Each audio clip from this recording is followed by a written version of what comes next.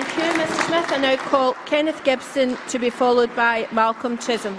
Thank you, Presiding Officer. And as in previous budgets, today's debate once again shows that the SNP is the only party committed to and capable of delivering a fair and balanced budget to provide the best outcomes for the people of Scotland. For example, a £444 million real terms increase in the NHS budget in the year from March. But with his resource departmental expenditure limit cut by to £371 million by Westminster, John Swinney has again had to ensure our public services can continue to operate effectively, creating an environment which will stimulate growth, mitigating against the worst aspects of welfare reform at the same time. And of course, Tory government cuts mean resource budgets will fall by £1.5 billion over the next 4 years, a reduction of 5.7%. Labour's response to this year's £371 million cut is to demand an increase of income tax by a penny in the pound. Given that UK cuts over the next 4 years will be 4 times that, will our answer be to increase income tax by 4 pence in the pound over that period? Now, for weeks, Jackie Baillie called on Mr Swinney to set out his proposals for not 1 but 4 years. With an election in May, that always seemed to me somewhat bizarre. Either she expects the SNP to win, or if Labour wins, they want the SNP to decide the budget for the next 4 years. How curious. Of course, we've heard no long-term proposals from Labour itself. Indeed, short-term ones seem conspicuous by their absence. Labour talks of education, but the Deputy First Minister's announcement of a doubling attainment expenditure was met by stony silence and sour faces from the Labour benches. Of course, Labour's intellectual bankruptcy on the issue of a supposed rebate for low-paid workers following a post-tax rise can best be summed up by the exchange on the 11th of February in this chamber when my colleague Stuart McMillan intervened on Lewis MacDonald and said, and I quote, "I have listened carefully to what Lewis MacDonald has had to say. Can he tell Parliament exactly what the details of his party's proposed rebate would be?" To which Mr MacDonald replied, "I would be delighted to do that once we have heard from the SNP whether it supports the principle of raising tax to address austerity." So there you have it. Promise to vote for me and I'll tell you what I stand for. No wonder we in these benches don't take Labour seriously. Is this going to be Labour's canvassing technique in the next election? A Labour member chaps a door. "Hi, I'm Lewis MacDonald. Will you be voting Labour?" "Tell me your policies," says the voter. "Well," replies Mr MacDonald, "I'd be delighted to do so if you promise to vote for me first."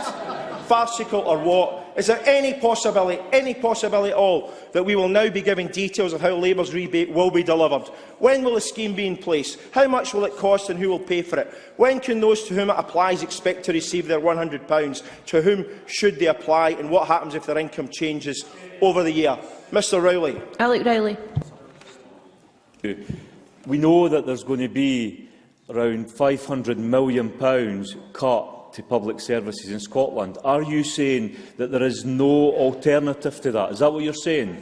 What I'm saying is that this budget that the SNP has put forward is by far and away the most balanced approach to the £371 million cut imposed on the Tories. And we note that your criticism is always about this government, not about your former Better Together allies in the referendum campaign. And it's a real brass neck that Labour and the Lib Dems come to this chamber and publicly ask the people of Scotland to pay extra tax as a price for the austerity they were both happy to vote for and pass on to this Parliament. Because let's not forget, on the 13th of January last year, Labour MPs voted with the Tories to make public spending cuts of £30 billion, taking the UK back to spending cuts not seen since the 1930s.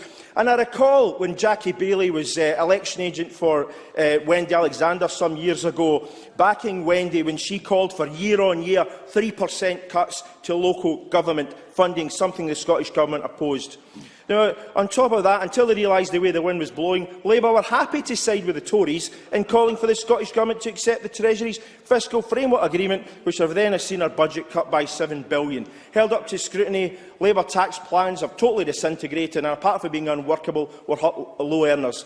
The fact Labour had to be told their policy would hit 500,000 pensioners shows how well thought out it was. And in evidence to the Finance Committee, the SGC was clear that raising tax across the board, as Labour proposed, would be unfair on low earners. And I quote, The SGC is concerned at the impact of a tax rise on low-wage workers, particularly those in precarious employment, when wages which experienced a historically unprecedented collapse between 2009 and 2014 have barely started to recover. Maybe that's why, until the 1st of February, Labour backed the SNP government's position on tax, until opportunistically calling for it to increase. Instead of punishing households in difficult economic times, the SNP government continues to lend a hand and reduces the burden placed on those trying to manage their own budgets, with a fully funded freeze in council tax, saving people in Bandee properties £1,500 at a time of high energy costs and real terms wage reductions.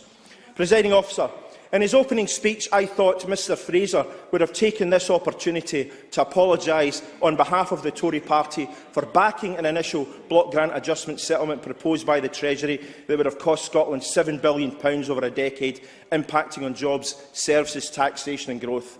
Clearly, the Tories will never stand up for Scotland, having exposed as mere ciphers for the London Government.